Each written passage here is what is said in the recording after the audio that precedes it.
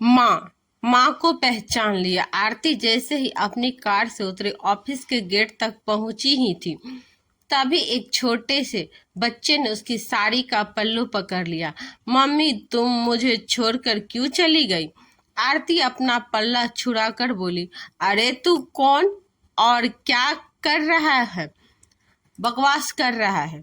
इससे पहले कि बच्चा कुछ कहता, गेट कीपर भागता हुआ आया और बोला, माफ करना मैडम, मैं इसे देखता हूँ, आप जाइए। आरती तेज कदमों से आगे बढ़ गई।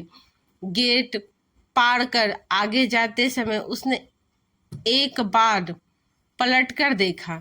गेट कीपर उस बच्चे को भगा रहा था, लेकिन वो बार बार अंदर जाने की जिद कर रहा था। आरती लिफ्ट की ओर बढ़ गई। अपने केबिन में पहुंचकर वह काम में जुट गई। बहुत ज्यादा काम पेंडिंग था। दोपहर हो गई, पता ही नहीं चला। लंच के समय वह अपना खाना खाने बैठी, तभी उसे उस बच्चे की याद आ गई। आरती ने जल्दी से अपना टिफिन खत्म किया और वह गेट कीपर के पास पहुंच गई। आरती ने इधर उधर देखा, लेकिन बच्चा कहीं नजर नहीं आया।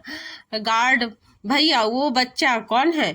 आरती ने पूछा तो गार्ड बोला, मैडम उसकी आप चिंता ना करें, अब वो आपको परेशान नहीं करेगा।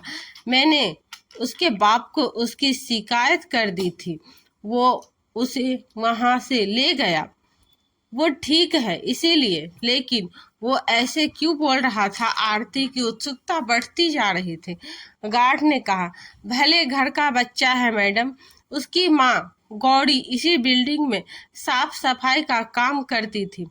उसका बाप शराबी है और सारा दिन शराब पीकर पड़ा रहता है। एक दिन जब वो घर पहुंची तो पति पत्नी में झगड़ा हो गया।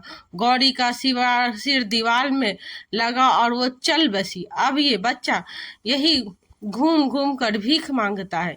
इस बिल्डिंग में आने वाली बहुत सी लेडीज को अपनी माँ समझकर पीछे पड़ जाता है। आप नहीं हैं, इसीलिए आपको अजीब से लगा। आरती ने दुखी होते हुए पूछा, लेकिन आपने उसके बाप से क्या कहा?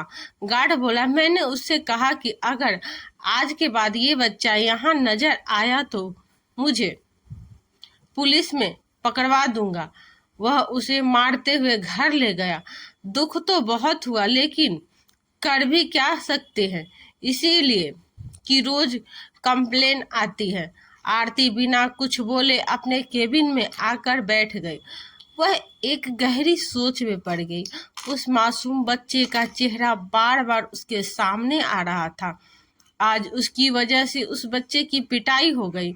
उसका बाप पता नहीं उसके साथ क्या करेगा। अगले दिन ऑफिस जाने टाइम भी वो बच्चा नहीं दिखा। आरती को इसी तरह 3 दिन बीत गए। एक दिन उसने फिर से गार्ड से कहा, गार्ड भैया, वो बच्चा दिखा क्या? मुझे उसकी बहुत चिंता हो रही है, आप पता करो ना किस उसके बारे में। गार्ड ने कहा, मैं हाँ सिर हिलाए। अगले दिन आरती जल्दी से ऑफिस के गेट पर पहुंची। गार्ड ने उसे जो बताया, उसके पैरों तले जमीन खिसक गई। मैडम, वो बच्चा तो अस्पताल में भर्ती है। उस शराबी ने उसे बहुत मारा। वह डर और मार को सह न कर सका और बेहोश हो गया। पड़ोस के कुछ लोग उसे अस्पताल में दाखिल कर आए हैं। गार्ड बोला, कोई नहीं है मैडम, अब पता नहीं वो जिंदा भी है या नहीं। मर गया तो उसे लावारिस समझकर उसकी क्रिया कर देंगे। जिंदा बच गया तो फिर से वही बाप के जुल्म सहने के लिए तैयार हो जाएगा। आरती अंदर से तड़प उठी। एक बार ही सही उसने उसे मम्मी कहा था।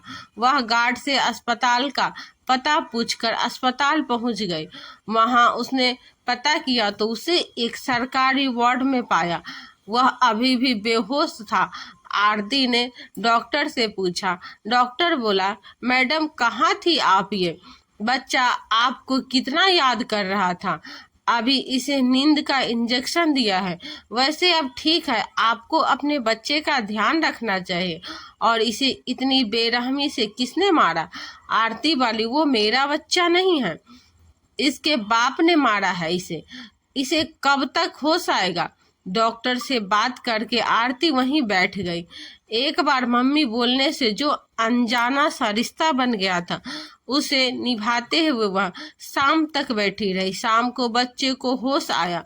उसने धीरे से आंखें खोलकर कहा, मम्मी तुम कहाँ चली गई थी? देखो पापा ने मुझे कितना मारा। आरती ने उसे प्यार से गले लगा लिया। बस बेटा, अब तुझे कोई नहीं मारेगा। तब पीछे से सोहन जी की आवाज आई, हाँ, और अब मम्मी भी तुझे नहीं छोड़कर जाएगी। आरती ने अपने पति को सारी बात फोन पर बताई थी। 2 दिन बाद आरती और सोहन बच्चे को अपने घर ले आए। सोहन ने बच्चे को गोद लेने के कागज बनवाकर गार्ड और दूसरे लोगों को इकट्ठा करके उसके बाप से पेपर साइन करा लिए। बदले में उसने उसके बाप को 10,000 रुपये देने पड़े। सोहन और आरती ने बच्चे का नामकरण करवाया। उसका नाम कबीर रखा। आपको इस कहानी के बारे में क्या राय है? अपनी राय कमेंट में जरूर बताएं। पेज को फॉलो करना ना भूलें। धन्यवाद।